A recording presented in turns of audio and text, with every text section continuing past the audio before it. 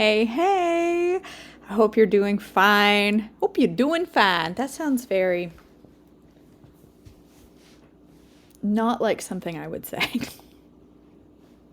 All right, so this week, our guest speaker is the marvelous Mary Malone, and she is going to talk a little bit about fermentation and why it matters and how it impacts your gut and your and long-term disease and why it matters. So, I hope you enjoy this video from Mary. She does mention our upcoming fermentation class. You do not need to register. You can check it out on my website, but you will automatically be included as a member of Flames. So, okay, enjoy. Hey there, everybody. I'm Mary Malone, and I'm a guest speaker for Joyful Life with KJ while KJ recovers from her shoulder surgery. I'm going to talk to you today about fermented foods and why we need fermented foods in our diet. As Trim Healthy Mamas, our goal is to improve our diet and heal our bodies daily, and consuming fermented foods can be a big part of that. Refrigeration was not common until the 1920s. Before that, food preservation techniques such as fermenting were the norm for keeping their foods from spoiling. People would gather in the harvest in the fall, and they would sometimes have big parties where families would get together and they would make large batches of sauerkraut and store them in root cellars and the cold parts of their house so that they could continue to eat on those foods all winter long. Just think about when you cut an apple, if you don't put lemon juice or apple cider vinegar over it, it will spoil and it will start to turn brown. And that brown is because of the oxidization of the fruit. Well, fermentation, putting foods in a brine of salt water, acts the same way in preserving the foods. The process of fermentation turns complex carbohydrates into an acid or an alcohol.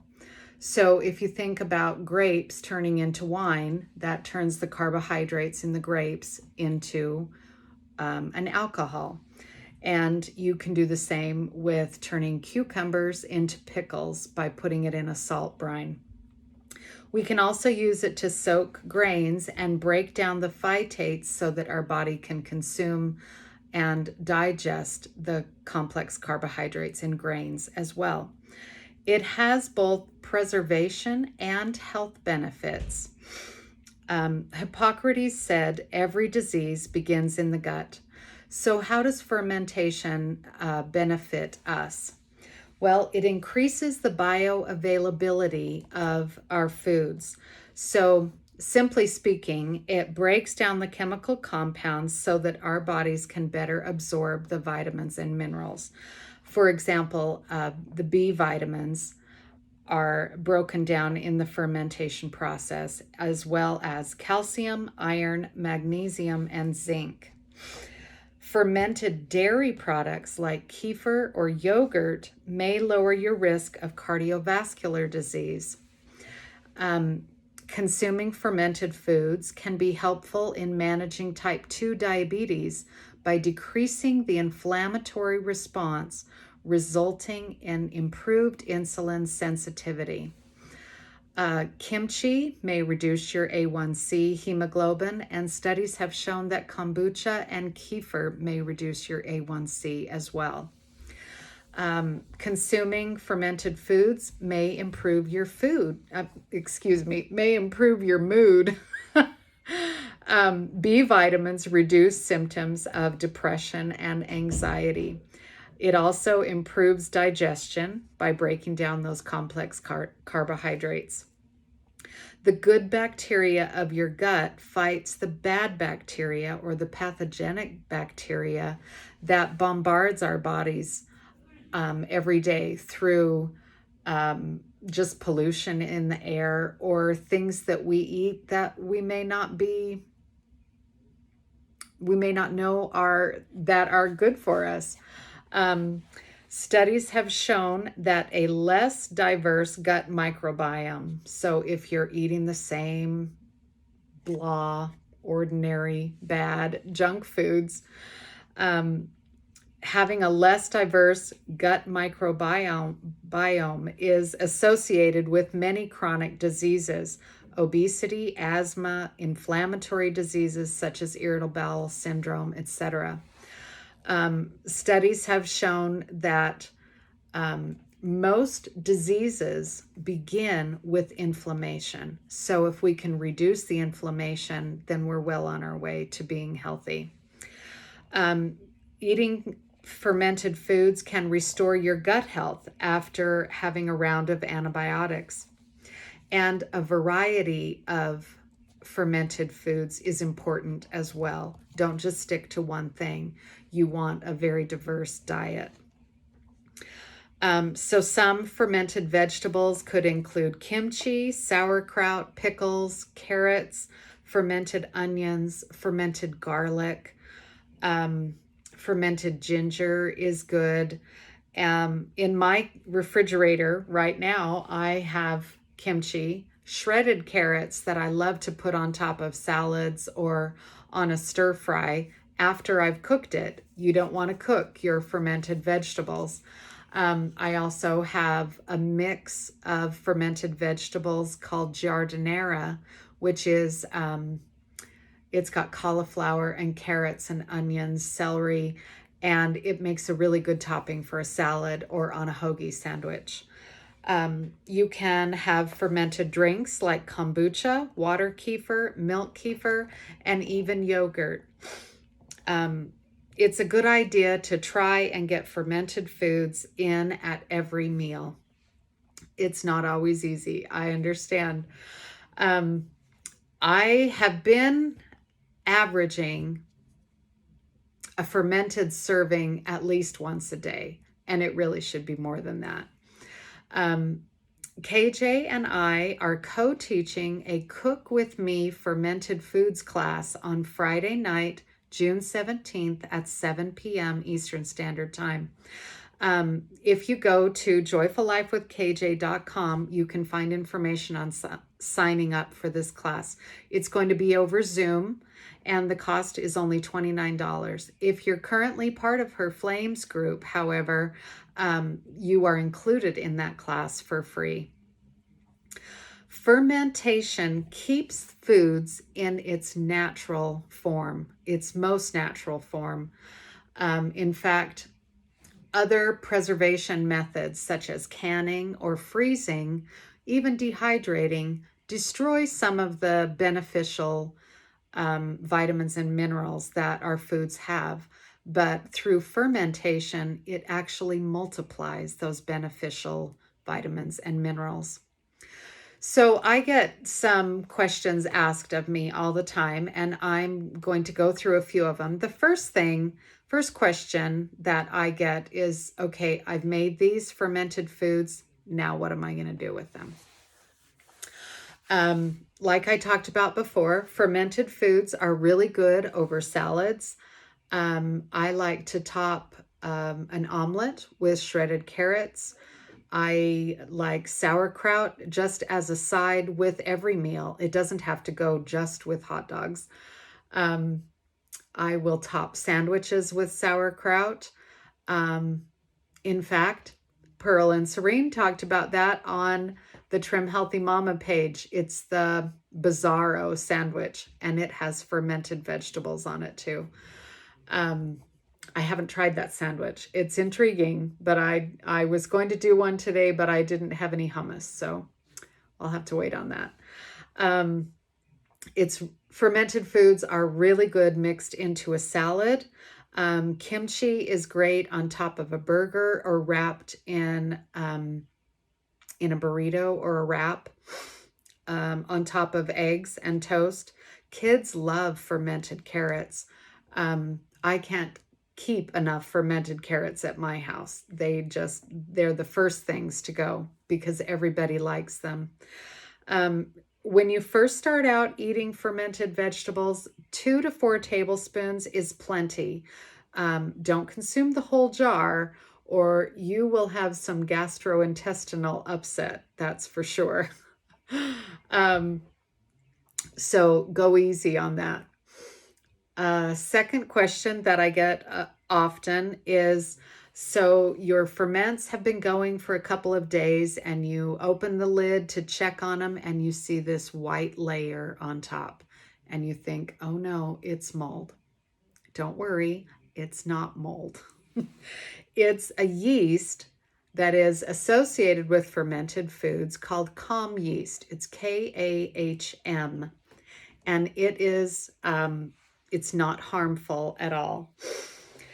What I usually do when I have Kahm yeast is I'll take a folded clean paper towel and I'll just skim the top of the ferment and take that off, and then another clean paper towel and wipe the rim.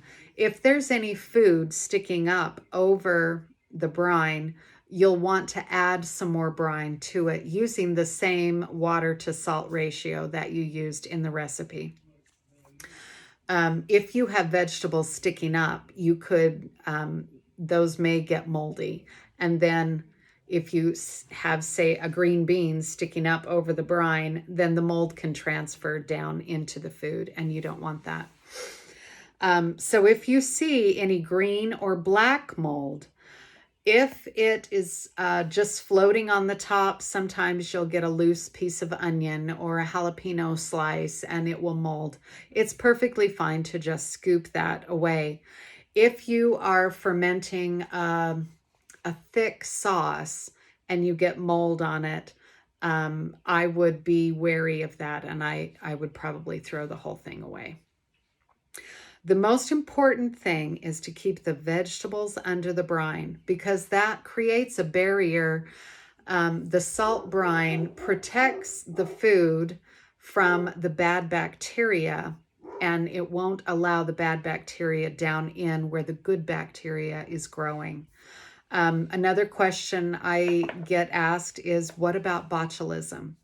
Botulism won't grow in the acidic environment that you have created with that brine.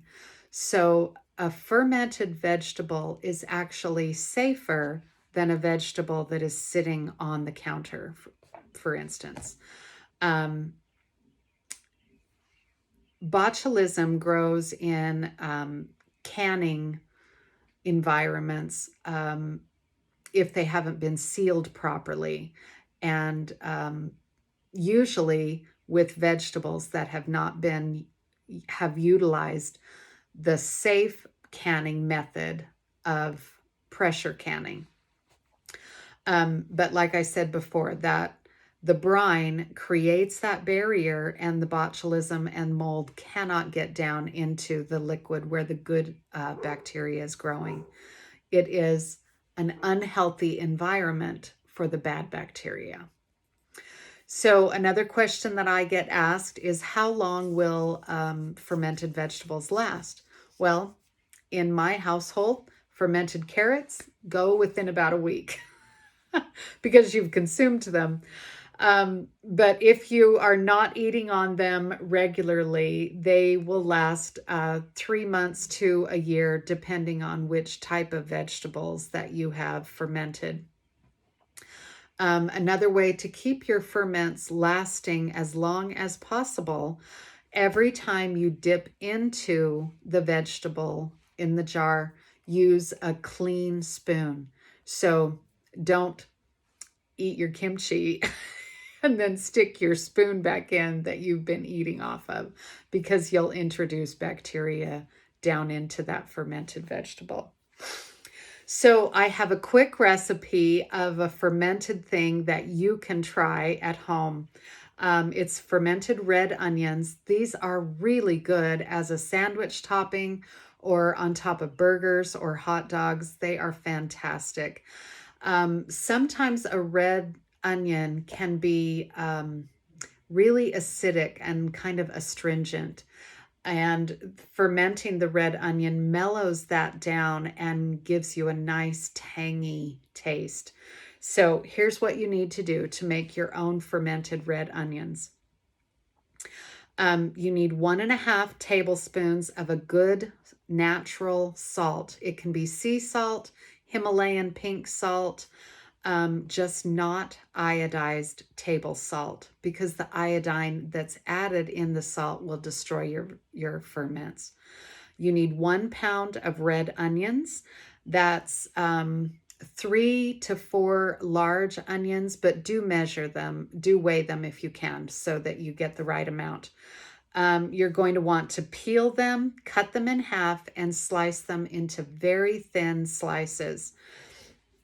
Break them apart and add them into a large dish pan or a large bowl. Then you're going to take your 1.5 tablespoons of salt and sprinkle that over your red onions, and then just massage them and kind of break them down and soften them with your hands for about 5 to 10 minutes. That will start the onions to releasing some of their moisture, and you'll see a little bit of brine down in the bottom of the bowl.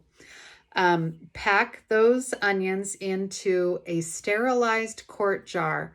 The way I clean my quart jars is I'll wash them in the dishwasher or by hand in hot soapy water, rinse them in hot water, and then I will take boiling water from my teapot and just fill the jar with the boiling water. And then I'll dump that out and it will be sterilized. So you're going to pack it tightly into the quart jar. A wide mouth jar is best, because then you can get your hand in there and really pack it down. If all you have is a regular mouth jar, that's fine also. Use a wooden spoon that fits down in there, or the back end of a kind of a bulky spoon, and tamp that down as best you can. Then you are going to top the jar with water. You've already got the salt in it, so use clean, non-chlorinated water. If all you have is chlorinated water, you can either go buy some bottled water, or you can draw the water out the night before and the chlorine will evaporate into the air. So that's fine to use as well. Leave it open. Don't cap it off with anything. Leave it open and the chlorine will evaporate into the air. So fill the jar over the onions and add a weight or a small jar, or even a clean rock in a little baggie, something to keep the vegetables down under the brine. And you're going to top it with a fermenting lid or a loose lid. Just don't tighten it down all the way, just loosely screwed onto the top. KJ has on her website, Joyful Life with KJ, she has a link tree for her Amazon favorites. In her Amazon favorites, she has a fermenting kit from Mason Tops, and that's the one that I would recommend. It has really nice glass weights and a silicone lid that has kind of a nipple on the top, and the air will come out, but it won't allow bacteria back in. That's my favorite fermenting kit also. So you're going to want to leave it on your kitchen counter in a warm place and check it in 4 or 5 days. Now, I will warn you, onions kind of get stinky, but after 3 to 4 days, that kind of stinky, rotten onion smell will go away. And taste it about day 5 to day 7. If you like the taste of it, put a regular lid on, put it in your fridge, and use it. It's a great way to add fermented vegetables. If it tastes really salty to you and not much tang and sourness to it, then leave it a couple of more days and then check it again. If you notice that your brine has bubbled out, and that will happen sometimes, just like the moon has a pull on the tides, It will also pull on the liquid of your ferments. So put a dish underneath your jar so that if anything spills, it won't make a mess on your counter. And if you notice that your food is starting to show at the top, go ahead and add a little bit more water to your fermented onions. So thanks for joining me. Go to Joyful Life with KJ for links to the fermentation class and the Amazon store links also. Happy fermenting. See you around.